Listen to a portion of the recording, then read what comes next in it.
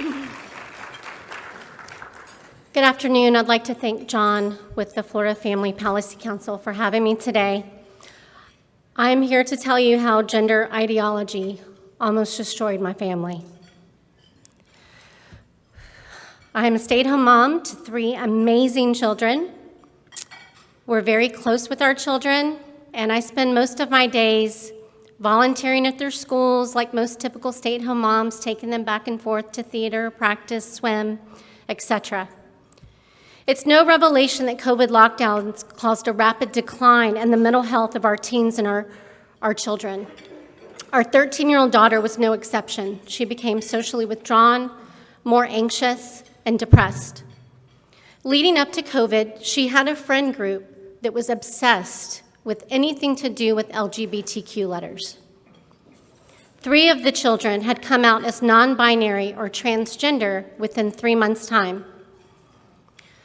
So when our daughter told us she was experiencing distress about her gender at the height of the pandemic, we were completely caught by surprise. She had expressed no signs of gender confusion or distress in early childhood or leading up into this announcement. So we were trying our best to navigate these uncharted waters and support her in the best way we could and help her through her feelings. We found a counselor and started our own research, which led us to gender ideology. School started in September 2020, and I reached out to a teacher and told her the struggles our families had been dealing with. We let her know that we were not affirming our daughter's preferred name and pronouns at home, that we did not feel like this was in her best interest, that she was receiving mental health counseling to help her process what she was going through. I also told the teacher that I felt it was directly related to her friend group, that my daughter has ADHD, which puts her emotionally immature and behind her peers, and that while we weren't affirming her name at home, I didn't feel like we could stop her from adopting a nickname at school. I now know better. It turns out the teacher I shared my heart with was the LGBTQ advocate on campus. I didn't hear anything again from my daughter until a couple of weeks later when she got into the car and bubbly told me she had met with 3 school officials to change her name, and how funny because they asked her which restroom she preferred to use. I was shocked. I immediately called the school and was called back by both the guidance counselor and the vice principal, and they told me they could not disclose what occurred at the meeting with my child. I was volunteer of the year at this school. They knew who I was. I was not a stranger. I ran their copy room. I knew all of the teachers. I was up there every week. They proceeded to tell me my daughter had to give consent by law for me and my husband to be notified and present at the meeting. My 13-year-old daughter, who can't vote, drink, or enter in any other legal contract without our permission or input. After several weeks of back and forth with the district, finally we were able to meet with the principal, and we were finally shown the transgender, gender nonconforming student support plan that was created and signed by my daughter. This was a 6-page document that she completed with the vice principal, the guidance counselor, and a social worker I had never met. They gave her the sole authority to decide if I could be notified of the meeting or attend.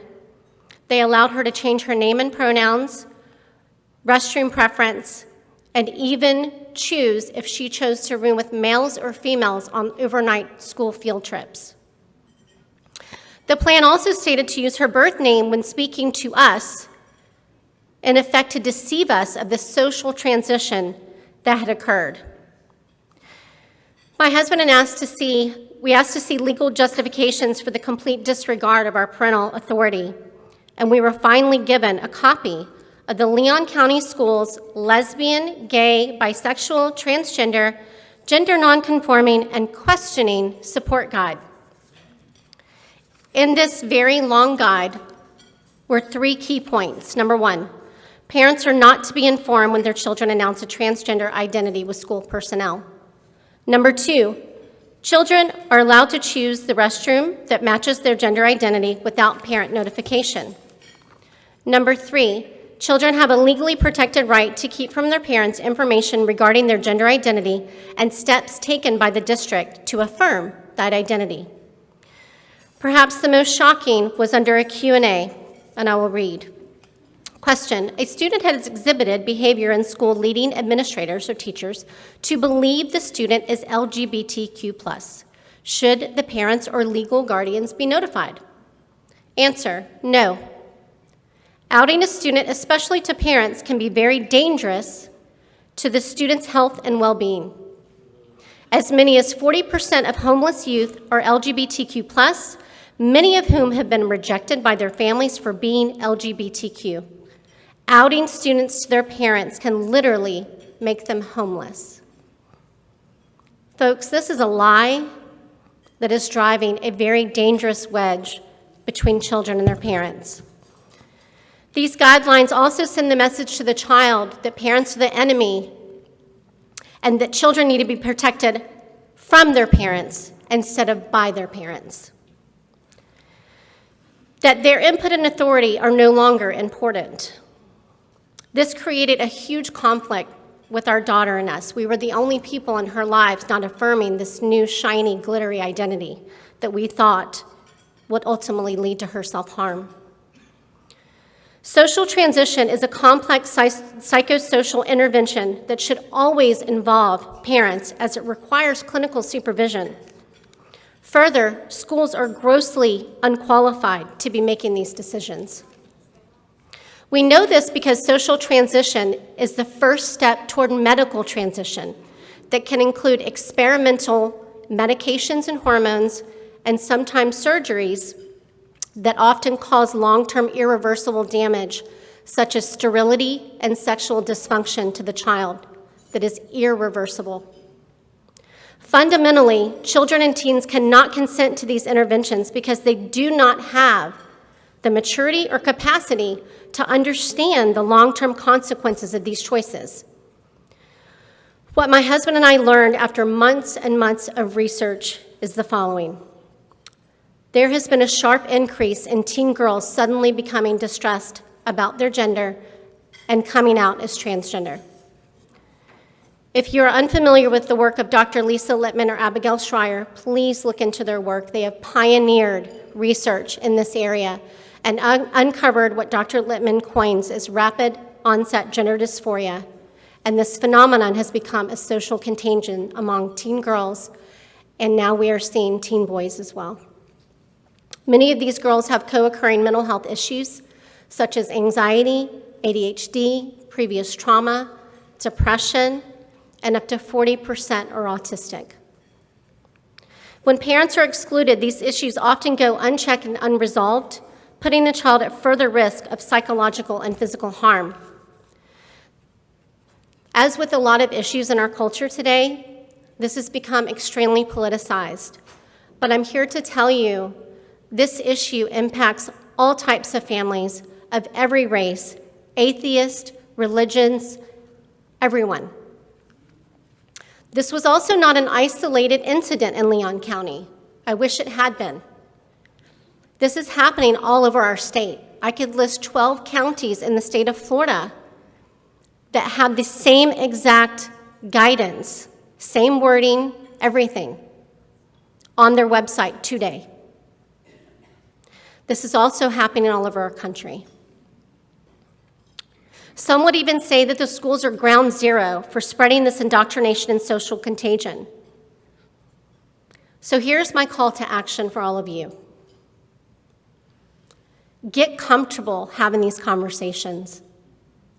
Get comfortable saying the word transgender. Do your research and be informed. Understand all treatment options available. Talk with your children, your neighbors, your church, your school administration. It is not transphobic to ask questions. It is not transphobic to do research and be informed, and it is certainly not transphobic to want to protect your child from an ideology that can have long-term devastating outcomes for your child and your family. As parents, we have opinion about anything and everything that can impact our child's mental health and physical well-being. This issue of transgender ideology is no different. You're allowed to have an opinion about this. Because if you wait until transgender ideology comes to your home, it's too late. It's too late to have these opinions. It's too late to have these conversations. The schools are continuing to align their policies with activist organization positions instead of the U.S. Constitution and the Florida Parent Bill of Rights, and this must stop.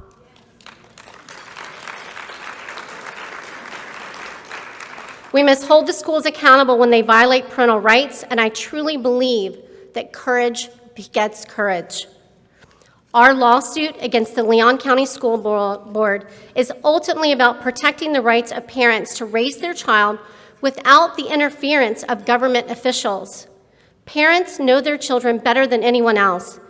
It is my job to protect my child, and the school took that away from me. The time to take back our parental authority in schools on every issue is now. Thank you.